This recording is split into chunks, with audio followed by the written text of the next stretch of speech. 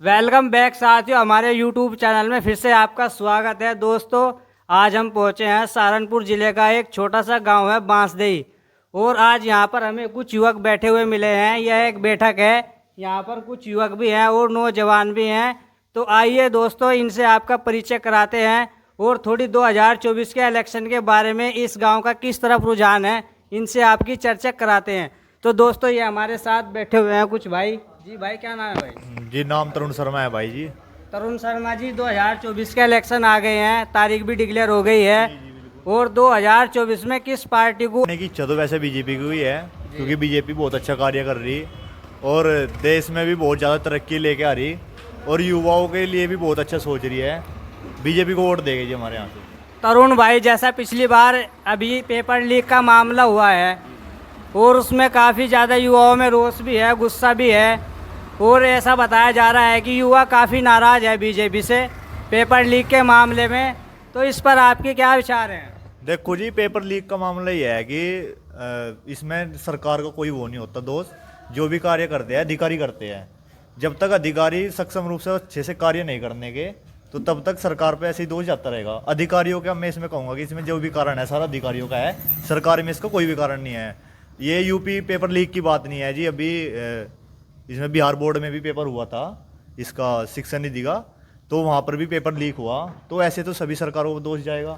ये अधिकारी करते हैं जिसमें सरकार को कोई दोष नहीं है। सरकार बहुत अच्छा कार्य कर रही है। तो तरुण भाई, युवा नाराज़ नहीं है बीजेपी से? नहीं नहीं, कोई युवा नाराज नहीं है जी। मेहनत करेगी अच्छे से। अगर देखो, हम कहते हैं अगर सरकार मान लो पेपर ये करवा देती, पेपर कैंसिल ना करती, तब हम मानते। इसमें सरकार ने युवाओं की तरफ देखा, तभी उन्होंने पेपर कैंसिल कर दिया, पूरी भर्ती रद्द कर दी है। पिछले 10 सालों में तरुण भाई, बीजेपी ने काफ़ी कुछ काम किए भी हैं और काफ़ी लोग बीजेपी से नाराज़ भी हैं। पिछले 10 सालों में कोई 2-4 काम अगर आपके गांव में अच्छे हुए हैं तो आप हमें बता सकते हैं? देखो जी, गांव का तो मैं कह नहीं सकता, लेकिन हाँ फिर भी बहुत अच्छे कार्य हुए हैं गांव में। जैसे कि माहौल गांव का बहुत अच्छा हो गया। यहाँ पे क्या होता था, गांव में छोटी छोटी बातों पे लड़ाई झगड़े, और वैसे भी हमारा गांव तो ये एक, हमारे गांव की चारों तरफ तो मुस्लिम ही है, और लूटपाट के मतलब बहुत ज़्यादा केस सुनने को मिलते थे। आज से 10 साल पहले की बात कर रहा मैं, जब छोटा सा था तो सुनने को मिलता था कि यहाँ पे चोरी हो रही है, वहाँ पे गोली चल गई। ये जो भी घटनाएं थी ये सभी लगभग खत्म हो चुकी है। अब शांति का माहौल है। मैं आराम से रात के 2-3 बजे तक सफर कर सकता हूँ। बिल्कुल शांति का माहौल। तो तरुण भाई, आपका कहने का मतलब यह है कि पिछले 10 सालों में कानून व्यवस्था काफ़ी ज़्यादा अच्छी है? कानून व्यवस्था तो जी भाई साहब इतनी सुधर गई है कि बहुत ज़्यादा। हर अधिकारी पूरे सक्षम होकर कार्य, मतलब कि निर्णय बिल्कुल सही पूर्वक ले रहा है जी। 2024 में फिर से एक बार मोदी? जी जी बिल्कुल, मोदी हमारे इधर से। मोदी जी, मोदी के फैन है या फिर जी, जी। काम की वजह से? नहीं नहीं, काम की वजह से फैन है दी। मोदी की भी फैन है, योगी जी की फैन है। ऐसे नेता आपको कभी नहीं मिलेंगे जैसे नेता भी मिल रहे देश को। मैं तो मानता नहीं। तरुण भाई, आप काफ़ी पढ़े लिखे भी लग रहे हैं मुझे। जी जी। तो जैसा दिल्ली में अरविंद केजरीवाल हैं, तो इलेक्शन के टाइम पे उनको बीजेपी ने अंदर करा दिया है, इसके बारे में कुछ बताना चाहेंगे? जी बिल्कुल, इसके बारे में कहना चाहेंगे। अरविंद केजरीवाल का क्या काम था जी? देखो, उसने क्या किया, जो भी मान लो फ्री में वो देता था, बिजली भी पानी भी सब कुछ फ्री में दे रहा था। अब मांगने की बारी आती थी तो केंद्र के पास जाता था। अब केंद्र कहाँ से देगी जब वो अपना राज्य का सब कुछ फ्री में बांट रहा? उसको वहाँ पे लेकर चलना चाहिए था। अब घोटाले जो कर रहा था उसको छुपाने के लिए वो जनता को क्या करता था, फ्री के राशन देता था, अपने घोटाले करता रहता था। अब CID की जब जांच पड़ी उसके पास, तो आपको तो पता ही है, फिर दूध का दूध पानी का पानी तो होना ही था। इसलिए अब उनका समय आ गया था, तो जाना तो पड़ेगा ही जेल में। अब देखो, बुरा जो भी करेगा उसका अंत तो निश्चित है। तरुण भाई, पूरे गांव का माहौल कैसा है? पूरे गांव का माहौल तो देखो जी, मैं कह नहीं सकता, लेकिन मैं अपना कह सकता हूँ। मेरा माहौल तो जी पूरी तरह से बीजेपी की तरफ है। बीजेपी जी। तो दोस्तों, यहाँ पर एक युवक और बैठे हुए हैं, इनसे भी थोड़ी बात करते हैं। जी, सूरज भानकोरी सूरज भानकोरी जी। सूरज भान जी, 2024 में कौन सी पार्टी को वोट कर रहे हैं? भाई बीजेपी तो ही करते आ रहे, हम तो सारी उम्र हो लिया। यहाँ हमें कुछ सुनने में लगा है, गांव के बीच से हमें कुछ आवाज़ आई थी कि यहाँ से एक राशन के भी वोट बहुत ज़्यादा निकलेंगे। चलो देखो, गांव में से ऐसा तो कुछ नहीं है, पूरा गांव बीजेपी का हो जा, ऐसा तो कुछ नहीं है। वोट तो लिखड़ी जा, एक राशन के भी निकलेंगे, 10-20 वोट जितने भी मिलेंगे उसे, ऐसा तो कुछ नहीं है। तो आपके वोट खुल्लम खुल्ला किधर है? BJP BJP. बीजेपी। पिछले 10 सालों में कोई काम अच्छा किया है बीजेपी? हाँ, बढ़िया ही काम चल रहा है, बहुत अच्छी सरकार है। दोनों ही सरकार राज्य में फिर केंद्र में भी अच्छी सरकार है, प्रधानमंत्री यार कोई पैसे की जरूरत नहीं, उन्होंने किसी की नहीं, देश ने नहीं लूट रहे, रक्षा में बहुत अच्छा काम चल रहा है, बहुत ही बढ़िया। ऐसी विपक्ष सरकार कभी नहीं आने। सूरज जी, विपक्ष तो आरोप लगाता है कि सबसे भ्रष्ट सरकार है बीजेपी। नहीं यार, ये भ्रष्ट है जो विपक्ष लगा रहा आरोप, ये खुद ही नहीं भ्रष्ट है। अब रोज रोज पकड़े जा रहे, कभी केजरीवाल, कभी वो वहाँ से पकड़ लिया, कभी उस पर से नोट, इन्होंने भ्रष्ट कर रखा सारों ने मिलकर। अगर इनसे एक बार और सत्ता दे दे, इसने देश नहीं बेच के खा लेंगे। सूरज जी, वाले तो देश नहीं बेच के खा लेंगे। सूरज जी देखो, मैं आपको एक बात बताऊं, जो कुछ नेता थे, जो भ्रष्ट नेता थे ना, वो इस बार बीजेपी में शामिल हो गए, जिन पर बीजेपी आरोप लगाती थी, तो उनके बारे में आपका क्या कहना है? ऐसा है, वो तो ठीक है, भ्रष्ट बताया उन्होंने, जब उनका वो भ्रष्ट होंगे उनका पता लगेगा।